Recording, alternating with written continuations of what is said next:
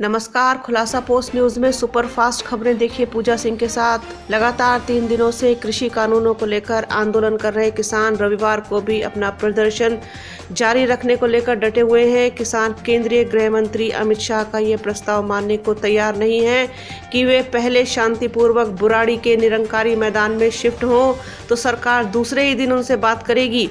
शनिवार को रात भर दिल्ली हरियाणा को जोड़ने वाले सिंधु बॉर्डर पर सुरक्षा बल तैनात रहे। किसानों ने कल ही स्पष्ट कर दिया था कि वो यहां से कहीं नहीं जाएंगे। आज 11 बजे एक बार फिर सिंधु बॉर्डर पर ही किसानों की बैठक शुरू हो गई, जिसमें आगे की रणनीति पर चर्चा हो रही है। कृषि कानूनों को लेकर शिवसेना नेता और राज्यसभा सांसद संजय राउत ने भाजपा पर साधा निशाना। कहा कि किसानों के साथ जिस तरह का व्यवहार किया जा रहा है उससे ऐसा लग रहा है कि वे आतंकवादी हैं। उन्हें खालिस्तानी बताया जा रहा है, जो कि किसानों का अपमान है। उत्तर भारत में बन रहे हैं भीषण ठंड और बारिश के आसार।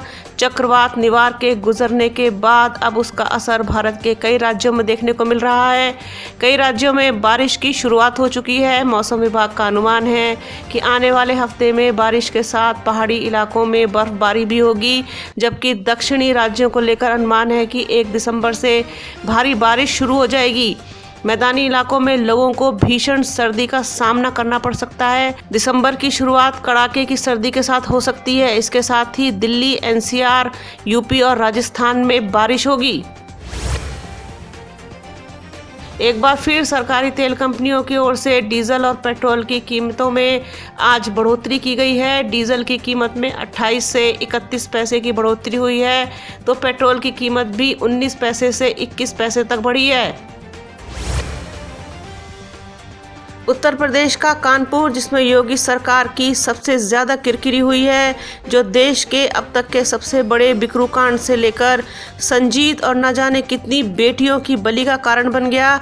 लेकिन इस बार कानपुर के कमिश्नर से लेकर जिलाधिकारी और पुलिस विभाग के सभी आला अधिकारियों को उस वक्त मुंह की खानी पड़ी है जब खुलेआम हिंदुत्व के सबसे बड़े परशुराम धनुष बंग के बीच बारबालाओं का अश्लील डांस कराया जाता है। और हैरानी की बात तो यह है कि इसके आयोजक कानपुर के बीजेपी नेता सत्यदेव पचौरी के साथ ही नवनिर्वाचित गोविंद नगर विधानसभा से विधायक सुरेंद्र मैथानी के नाम का पैम्पलेट भी छपवा देते हैं।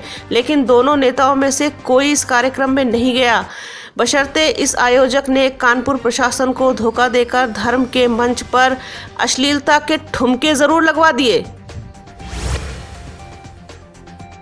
कहते हैं इंसान से ज़्यादा वफादार जानवर होते हैं, जिसका जीता जागता उदाहरण कानपुर के दुर्दांत विकास दुबे के घर में देखने को मिला, जहां आज भी विकास के पालतू कुत्ते उसी टूटे घर में रह रहे हैं और उसके घर की रखवाली कर रहे हैं। बिकरू गांव में विकास के घर के बाहर तैनात पुलिस के कर्मचारी उन पालतू जानवरों को जैसे ही बिस्किट डालते हैं, भूखे पालतू कुत्ते उन पर टूट पड़ते हैं। बहरहाल 8 पुलिसकर्मियों की हत्या के बाद पुलिस ने लगातार एनकाउंटर किए, साथ ही विकास के कई साथियों को जेल भी भेज दिया गया। आज भी कई टीम पूरे मामले की जांच कर रही है। ग्रामीणों की माने तो दुर्दांत विकास जब भी बाहर से आता था तो इन सबको एक साथ खाने को देता था। अब विकास के अंत के बाद आज भी उस टूटे घर में पालतू जानवर उदास बैठे हैं। कानपुर बिल्हौर के NH 91 पर तेज रफ्तार का कहर। रोडवेज बस और मारुति वैन में आमने सामने हुई जोरदार भिड़ंत। वैन का अगला हिस्सा पूरी तरह क्षतिग्रस्त हुआ, जिसमें वैन चालक समेत 3 लोगों की मौके पर ही दर्दनाक मौत हो गई तथा 2 लोग गंभीर रूप से घायल हो गए। पुलिस प्रशासन मौके पर मौजूद। शिवराजपुर थाना क्षेत्र का है मामला। अपराधियों पर कानपुर पुलिस मेहरबान। मामूली विवाद में दबंगों ने लोगों पर खुलेआम तलवार और चापड़ से किया जानलेवा हमला। हमलावरों से जान बचाने के लिए भागते दिखे लोग। शरीर पर आई गंभीर चोटें, अस्पताल में इलाज जारी। बदमाशों ने कई लोगों पर किए ताबड़तोड़ हमले। घटना CCTV कैमरे में हुई कैद। तलवार और चापड़ से खुलेआम हमला करने वालों के खिलाफ पीड़ित ने थाने में दी तहरीर। इसके बाद भी नौबस्ता थाना पुलिस ने नहीं की कोई कार्रवाई। पीड़ित आरोपियों की गिरफ्तारी और कार्रवाई के लिए पुलिस अधिकारियों के लगा रहा है चक्कर। हार कर पहुंचा SP साउथ दीपक भूकर के ऑफिस।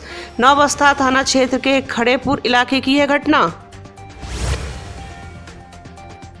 छिंदवाड़ा में जीवित व्यक्ति को मृत घोषित कर जमीन का फर्जीवाड़ा करने वाले पटवारी को कोतवाली पुलिस ने मथुरा से गिरफ्तार कर लिया है।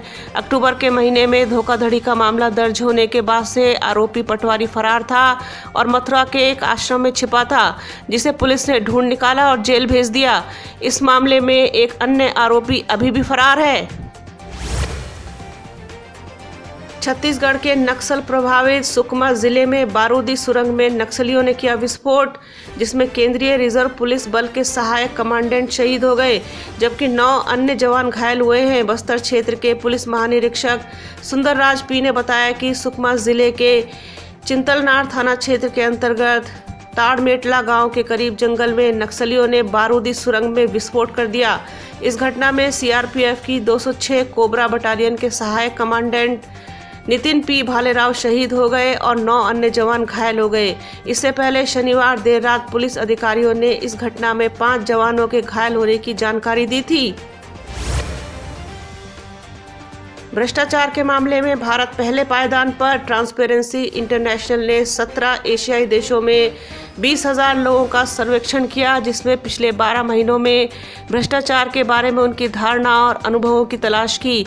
इस रिपोर्ट के अनुसार भारत पहले पायदान पर है, जहां कंबोडिया दूसरे नंबर पर है। 6 प्रमुख सार्वजनिक सेवाओं को रिपोर्ट में शामिल किया गया है, जैसे पुलिस, अदालतें, सार्वजनिक अस्पताल, पहचान दस्तावेज और उपयोगिता की खरीद। कांग्रेस प्रवक्ता विकास तिवारी ने इस विषय पर अपनी प्रतिक्रिया व्यक्त की है। बिहार समस्तीपुर के दल सिंह सराय थाने के दरोगा पर ग्रामीणों ने लगाया जबरन मारपीट का आरोप। मामला मकदमपुर बुलाकीपुर पंचायत का है। घरेलू विवाद में मामले की जानकारी दल सिंह सराय थाने को दी गई थी।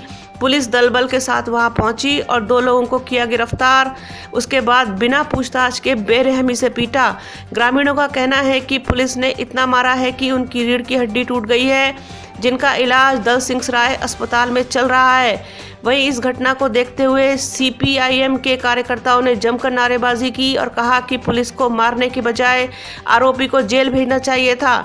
उनकी मांग है कि जल्द से जल्द आरोपी दरोगा पर कार्रवाई होनी चाहिए। खुलासा पोस्ट न्यूज़ के लिए समस्तीपुर से राजेश कुमार की रिपोर्ट।